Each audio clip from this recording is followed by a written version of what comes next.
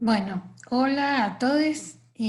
Bueno, un gusto saludarles en esta clase de la diplomatura en operador sociocomunitario. Y bueno, en esta modalidad virtual que nos toca compartir, ¿no? Bueno, a ver, primero recordar que, bueno, que la clase que me toca dar a mí se llama Pensarnos territorialmente, abordajes en torno a nosotros y los otros, ¿sí? Bueno, para quienes no me conozcan, empiezo por lo primero y tiene que ver eh, bueno, empiezo con lo primero que es presentarme. Bueno, soy Nadia Heredia, soy profe de filosofía de la Facultad de Ciencias de la Educación y actualmente hace 2 años y medio casi ya estoy a cargo de la Secretaría de Extensión de la Facultad de Ciencias de la Educación. Así que, bueno, un poco la diplomatura nace en este contexto también, así que por eso me parecía importante comentarlo. Bueno, vamos a iniciar con el tema y tal como lo había pensado. Lo primero que me gustaría compartirles es que el enfoque que yo les traigo, ¿sí? Tiene que ver con digamos, con compartirles un abordaje teórico de un movimiento filosófico que es el que yo trabajo hace como un poco más de 20 años, eh, y que es un movimiento filosófico latinoamericano, pero más específicamente argentino, ¿sí? Y es el movimiento denominado de filosofía de la liberación. Uno de sus referentes es Enrique Dussel, que es el filósofo que yo trabajo. Es argentino, es mendocino y actualmente vive en México. Y digo por si en algún momento lo quieren buscar, tiene muchos videos, inclusive en YouTube. Bien, entonces, a mí me gustaría compartirles este abordaje. Digamos, a ver, porque vamos, como dijimos, vamos a trabajar esto de pensarnos territorialmente, por un lado, pero también cómo pensar a los otros, a las otras, a los otros en este contexto, ¿no? Y por ahí empezar como a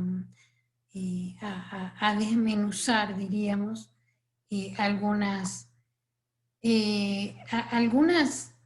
algunos puntos como muy naturalizados en nuestra cotidianeidad y que a mí me gustaría que después de escuchar esta clase ustedes las empiecen a detectar como un primer momento y después, sobre todo primero en sí mismos, en sí mismas, vean de poder transformarlo, ¿no? En la medida de lo posible digamos, y de lo consciente que podamos ser de cómo a veces nuestra mirada sobre los otros está completamente impregnada de nuestros valores culturales, ¿sí? Entonces, yo aquí les voy a compartir una imagen eh, una imagen que tiene que ver con esta idea de pensarnos geopolíticamente. Y fíjense que esta ya es una categoría sobre las que vamos a trabajar. Geopolítica, es decir, hacer una lectura política geolocalizada, es decir, territorialmente localizada. leo lo que dice la filmina y sigo comentándoles. Dice, injértese en nuestras repúblicas el mundo, pero el tronco ha de ser el de nuestras repúblicas. Esto lo dice otro filósofo cubano, José Martí, en un libro que se llama Nuestra América. Bien, entonces fíjense, primer detalle, vean que aquí atrás el mapa está invertido, es decir, América está arriba y lo que sería Estados Unidos está abajo.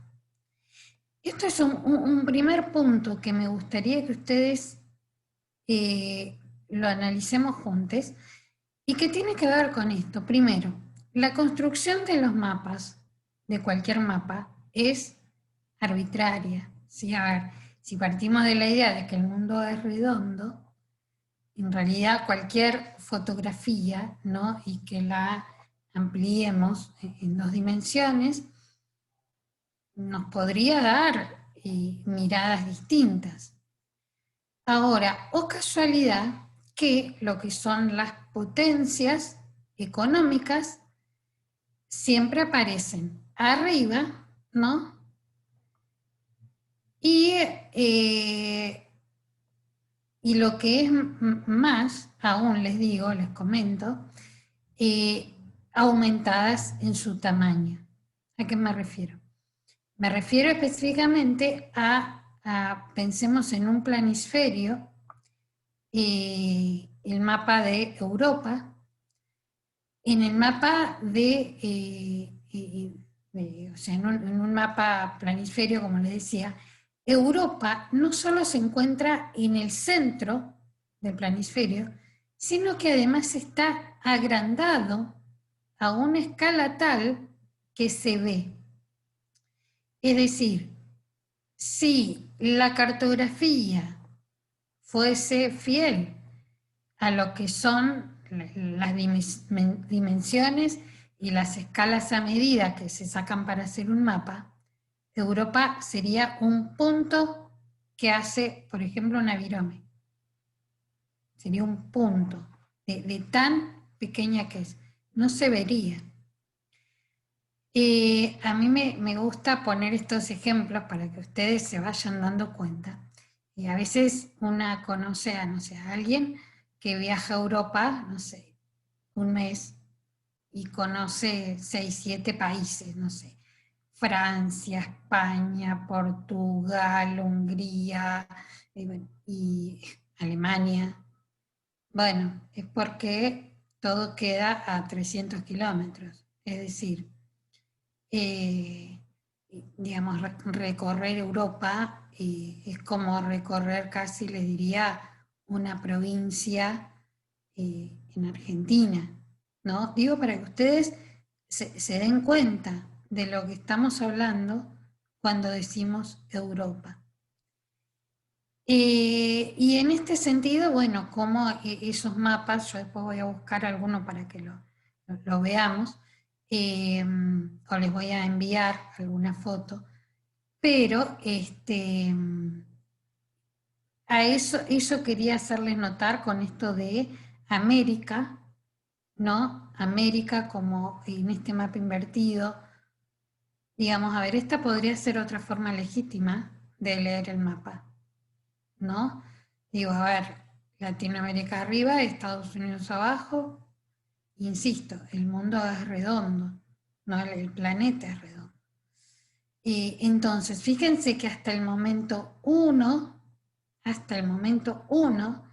de lo que hace a nuestra educación, por ejemplo, porque uno en la escuela no le enseñan este mapa, jamás lo ha visto quizás, y quizás jamás tampoco se nos ocurrió que el mapa podía ser visto patas arriba y que igual era verdadero, que en realidad lo que hace esa ubicación geopolítica es, digamos, por ejemplo, otro factor que es lo económico, que es el factor de dominación cultural,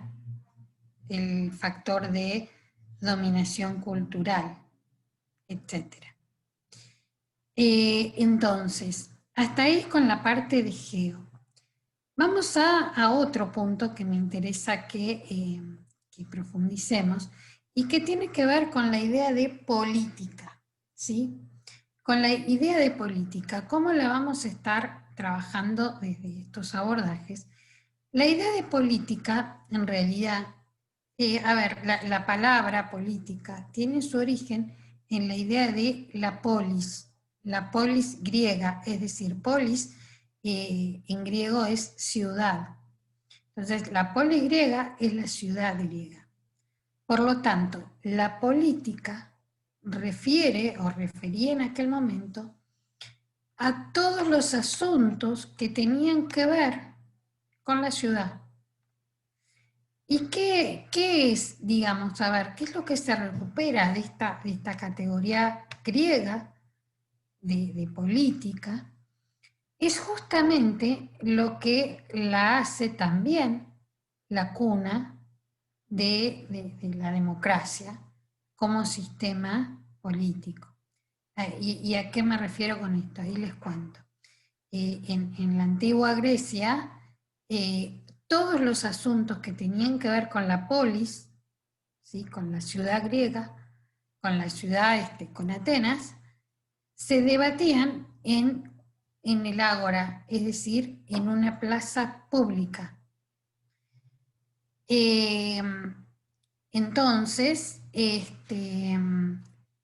digamos, el sentido, la categoría de política, tal como la vamos a trabajar desde estos enfoques, tiene que ver con entender la política con todo lo que tiene que ver con lo público.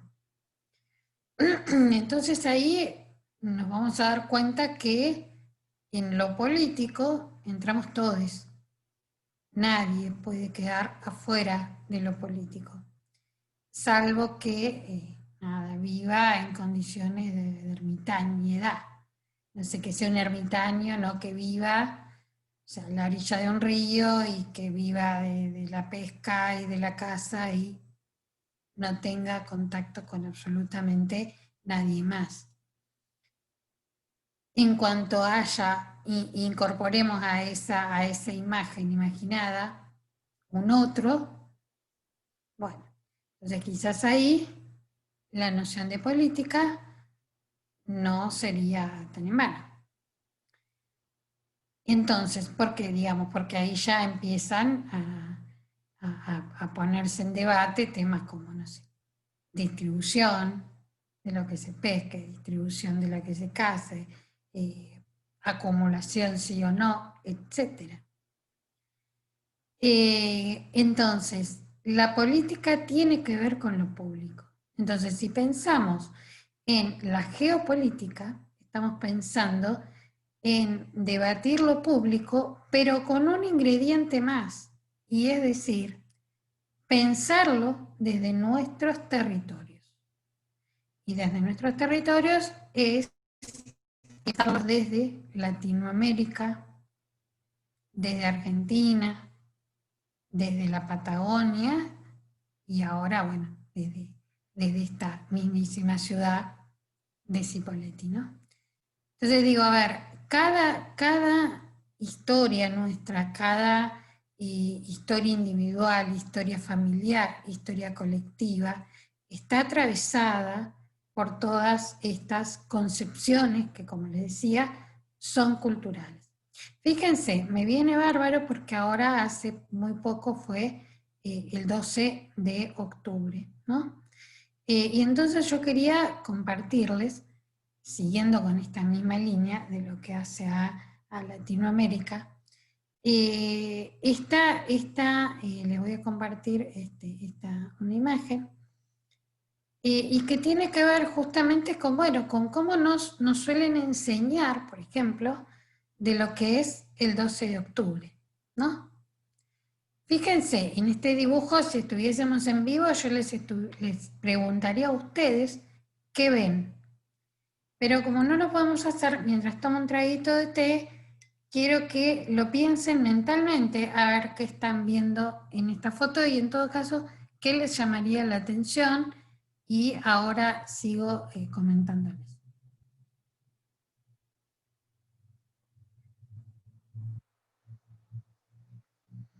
Bueno, lo primero que podemos ver en esta imagen es niñes, además, eh, felices, sonrientes, la mayoría blanquitos o rosaditos. De fondo se ven las calaveras con las cruces, con la cruz. Fíjense que tienen lanzas en las manos, eh, además de la sonrisa, ¿no? Espadas, ¿no? El que tiene la remera naranja tiene una espada. ¿Y qué más podemos ver? Podemos ver primero que están de espaldas a algo que visto así podría ser la nada. Es decir, llegan a un territorio donde históricamente se nos hizo creer que no había nada. Y que además llegaban como de esta forma, ¿no? A civilizar, a compartir, digamos, el conocimiento que ya tenían, histórico, etc. Les voy a mostrar otra imagen. La verdad, no sé si ahí ya la... Ah, sí, ya la puse. Que bueno, que fíjense, nuevamente, es para niñas ahora también, en donde, bueno, de esta famosa revista Anteojito, y en donde, fíjense, bueno, la imagen si la analizamos juntos, es bastante cruel. ¿Y a qué me refiero? Bueno, una vez más, el barco, ¿no? De fondo, con la cruz. Pero fíjense, primero tratemos de pensarla en términos de género a esta imagen. Fíjense, está como ellos la llamarían, esta indiecita, ¿no? Porque de hecho las revistas infantiles de la época hablaban de los indiecitos, las indiecitas. Primer detalle de la mujer de pueblo originario. Tiene plumas. Esta idea del indio y las plumas. Bueno, fíjense otra cuestión, que es, insisto, la estamos leyendo en términos de género. Fíjense cómo es su mirada, su actitud corporal, no mira a los ojos a este anteojito disfrazado de colonizador, disfrazado de Colón. Mira hacia abajo, mira al piso. O sea, está en una actitud casi de sumisión ante una conquista, digamos, pero bueno, a ver, insisto, lo estamos leyendo en estos términos. Fíjense lo que dice también digamos, todo, vamos a leerlo todo, dice, la revista infantil más completa. Bárbaro, si esto es lo completo de contar una historia, bueno, que será lo parcial, ¿no? Fíjense, dice, la magna empresa de Colón, es decir, magna empresa. Bueno, y acá, digamos, la frutilla de la torta es suplemento dedicado al descubridor de América. En esto de lo que son las imágenes, hay otra, a ver si la puedo encontrar. No, bueno, hay otra de Villiquen. Fíjense esto, el encuentro de dos mundos. en un partido como de fútbol, como si ambos equipos, por ponerlo de alguna forma, hubiesen estado en igualdad de condiciones. Vamos a otra espeluznante y que tiene que ver con La Malinche, que es una historia de México, y él es Hernán Cortés, fíjense, ¿no? de la época. Y La Malinche, la historia cuenta, a ver, me dice que está siendo pausada, no sé por qué. Bueno, no sé. Me apareció un cartel cuando les mostraba lo de La Malinche. Bueno, la dejo de compartir. Bueno, fíjense, esa imagen, les comentaba, bueno, de la historia de Cortés, La Malinche, La Malinche fue entregada, ¿no? por Moctezuma, que era su padre, a Hernán Cortés. Y digamos, dentro, a ver, para la concepción de los pueblos originarios, a ver, y más en esa época y en ese espacio territorial, digamos, se les ofrecía todo como ofrenda. Tengamos en cuenta que por mucho tiempo se creyó, bueno, ni tanto tiempo, pero por unos años les diría, se creyó que eran dioses los españoles que habían llegado. Pues entonces, digamos, lo que sucedió es que la Malinche es entregada a Cortés para que sea su esposa, pero ¿qué sucedió? La Malinche aprendió a hablar español y además hablaba el idioma de su pueblo originario. Entonces se dice que fue así como una traductora. Ahora, es una historia muy triste, la de la Malinche, ¿por qué?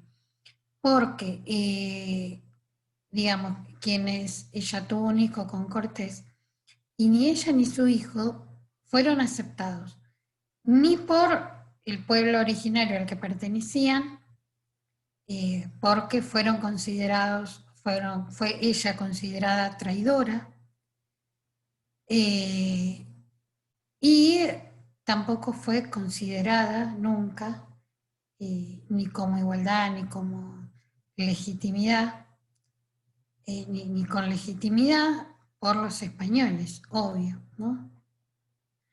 Entonces, y el hijo de la Malinche, lo mismo, es decir, nunca fue como mestizo, nunca fue reconocido ni por los españoles ni eh, ni por su pueblo originario. Es en ese momento en el que Dussel lo que dice es que el mestizo, ¿sí? la figura del mestizo, quizás muchos de ustedes son mestizos o mestizas, yo también lo soy, digo, por parte de madre tengo mis raíces mapuches, por parte de padre tengo raíces españolas. Y entonces, ¿qué es lo que dice Dussel? Dice, bueno, la imagen del mestizo es de aquel que es negado por los españoles, pero también es rechazado por los pueblos originarios, porque tampoco, digamos, es de pueblo originario de la comunidad, por ejemplo. Pues entonces dice que portamos un sentimiento que es, dice, y lo dice en estos términos, nos volvemos hijos de la nada. Con lo fuerte que esto puede llegar a ser, ¿sí? Es decir, pensarnos, ¿no? como esta nada de origen, ¿no? Pensarnos como como desde este dolor que produce la negación del padre, ¿no? Y también la humillación y la negación por parte de las raíces de la madre. Entonces, fíjense que en realidad esta historia de la Malinche lo que sirve es para reconocer en nuestras subjetividades, en nuestras individualidades, lo que desde algunas teorías hoy lo llaman la herida decolonial, es decir, tenemos una herida abierta y es esta herida que surge a partir de 1492. Para ser más exacta, a partir del 12 de octubre de 1492. Y en este sentido, esa herida, digamos, en lo cotidiano, hace, por ejemplo, que la idea de negritud pueda ser aún usada como un insulto, ¿sí? Es decir, ¿a qué me refiero con esto? A que si alguien quiere insultar, por ejemplo, no sé, un grupo de personas, le basta con decir son unos negros para que todos entendamos a qué se está refiriendo. O cuando dicen, bueno, sos un negro de, y le agregan lo que sea, bueno, a ver, el primer insulto es, sos un negro, ¿no? Claro, como si los blancos no hubiesen sido genocidas, que es en realidad la categoría con la que hoy se está pensando, por ejemplo, al 12 de octubre. Genocidio, ustedes saben que es la categoría que implica o significa, digamos, la acción de intentar eliminar por completo a un pueblo por argumentos que los ubican en condiciones de inferioridad, ¿no? La categoría de genocidio surge, digamos, con el holocausto nazi, ¿no? En donde justamente el pueblo que quiso ser eliminado, que intentó ser eliminado, fue el pueblo judío. Entonces, fíjense que de lo que se está hablando hoy en día, desde estos marcos, como les decía, la filosofía de la liberación, la filosofía latinoamericana, es que 1492 implicó para nuestros territorios un genocidio. Es decir, que existió la firme, existió la, digamos, el objetivo el objetivo político y militar de eliminarnos, ¿no? Como latinoamericanos. Entonces, les voy a mostrar otra foto con la que ya creo que podríamos ir cerrando, y es la siguiente. Fíjense, esta imagen, ¿no? Dice, la revista se llama La Primera de la Semana, y dice la invasión silenciosa. Dice, los extranjeros ilegales ya son más de 2 millones. Les quitan trabajo a los argentinos. Usan hospitales y escuelas. No pagan impuestos. Algunos delinquen para no ser deportados. Los políticos miran para otro lado. Bueno, fíjense, vamos también, como hicimos con las otras imágenes, a ver, primero, ¿cuál es esta imagen de este otro que se nos presenta? Y bueno, vamos a descubrir que es un otro con rasgos de ser perteneciente a algún pueblo originario, claro. Segundo, fíjense atrás, está la bandera argentina, el obelisco, ¿no? Esta idea de, bueno, a ver, el extranjero va, el del interior va a Buenos Aires, ¿no? Con el sueño del pibe un poco más, a invadir, invasión. Esta revista es del año 2000, ¿eh? No se crean que estamos analizando un documento, o sea, 20 años no es nada, diría el tango.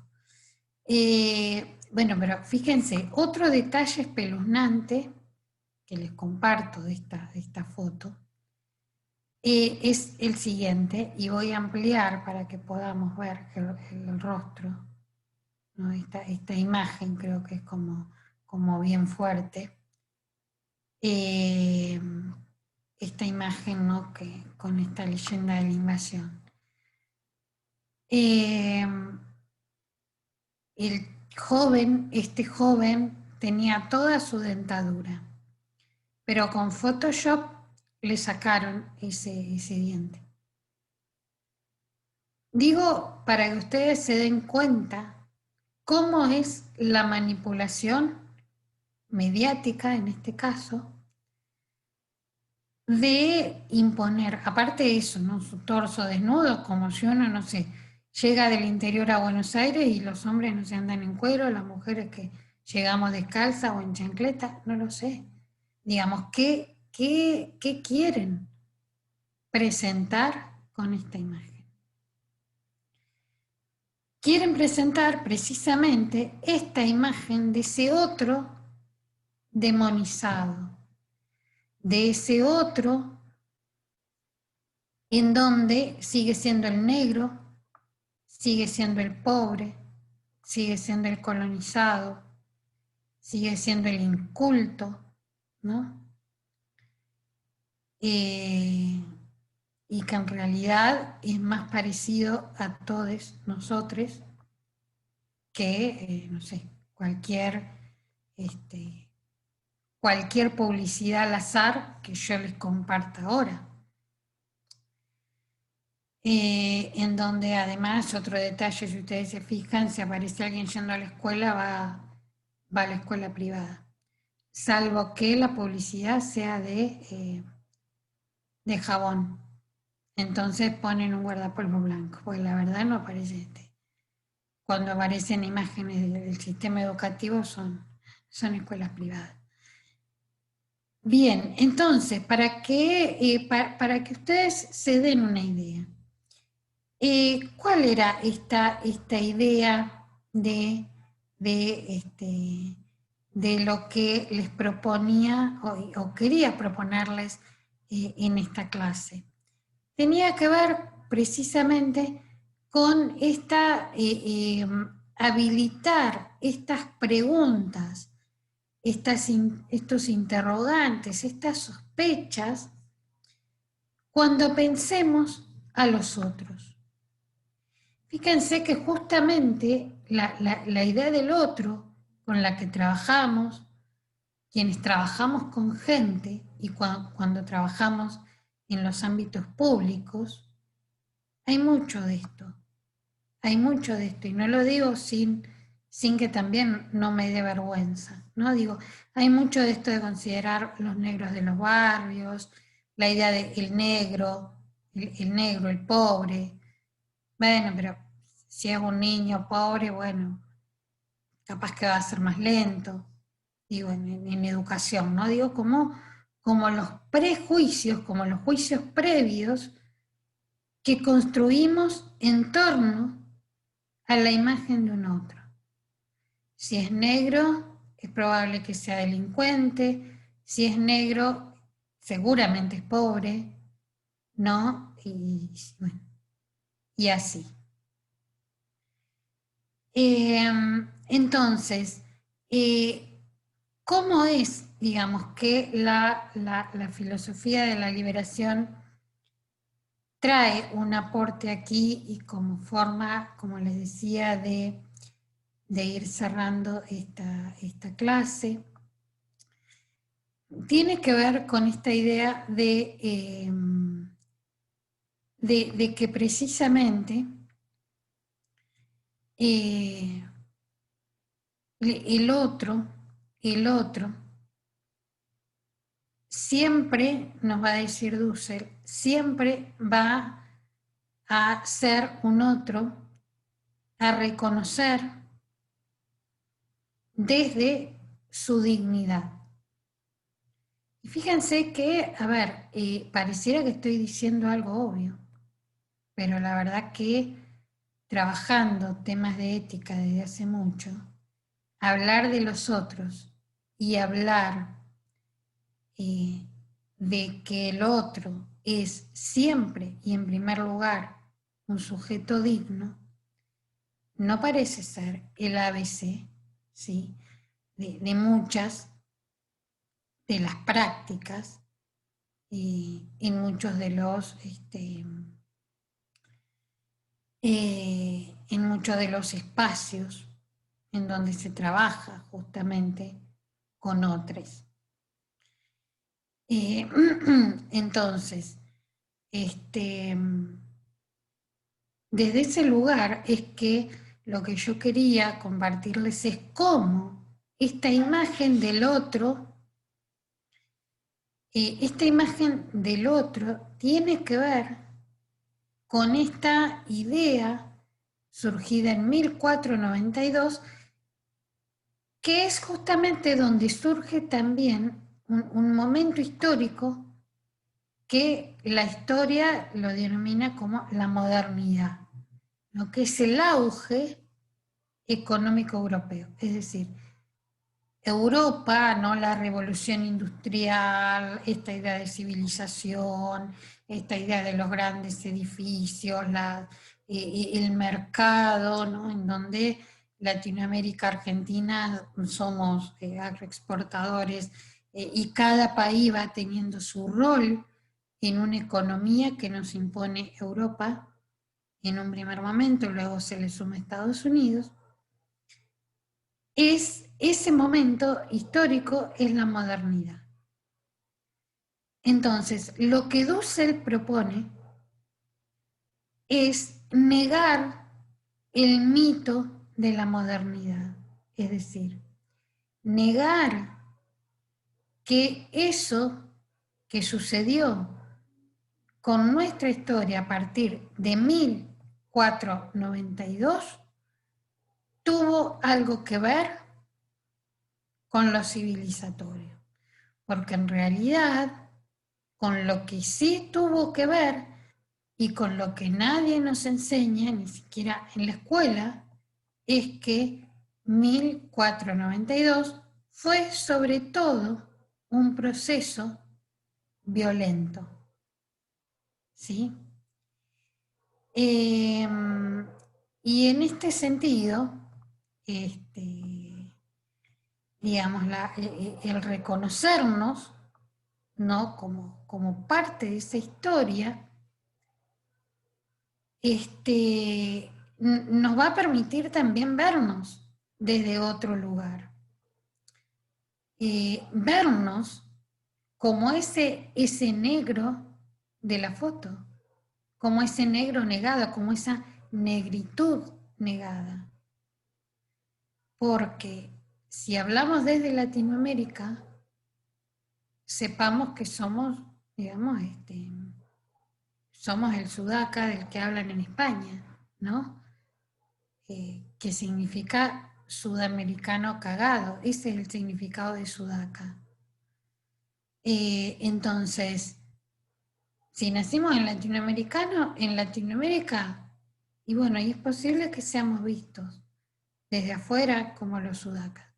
Ahora, desde lo ético, lo grave es que nos miremos a nosotros mismos como sudacas, es decir, como el negro, ay mi vecino, un negro, mi vecina, una negra. A ver, y yo, claro, si alguien me ve, y desde un primer momento se daría cuenta que capaz que llegué ayer de Oxford, O sea, no, no. Digamos, porque este ser latinoamericanos también es nuestro contexto geopolítico, ¿sí? Entonces, esta idea de reconocer esta alteridad digna en todos los otros, es el ABC de la ética de Enrique Dussel, en donde nos presenta que en el rostro del otro, ¿no?, está la exigencia del reconocimiento de ese otro. Es decir, el otro exige con su mera presencia que lo reconozcamos éticamente. Y hacerlo, y este es un punto, quizás con el que ya iríamos cerrando, reconocer a ese otro no va a tener que ver con un acto de bondad, es decir, qué buena soy, reconozco al otro, reconozco al del pueblo originario, reconozco a los negros, a las negras. No. Esto tiene que ver con un acto de justicia, con un acto de hacer del mundo un lugar más justo. Y eso es lo que Dussel trabaja desde su ética de la liberación como la responsabilidad ética. La responsabilidad ética tiene que ver con la idea de justicia, ¿sí? Entonces digo, a ver, cuando pensamos desde lo público la noción de justicia, no es que uno va al barrio, colabora desde el Estado, no. Uno lo hace desde el Estado, sea colaborando, sea como trabajo, como lo que sea, como un acto de justicia, porque corresponde, ¿sí? Y porque en la idea de justicia está esta idea de reconocer que el otro es un ser digno y que como todo ser digno merece ser tratado socialmente como un ser digno, ¿sí? Y en este sentido es que Dussel dice, bueno, a ver, si no tiene alimento hay que alimentarle, si no tiene vivienda hay que darle vivienda, si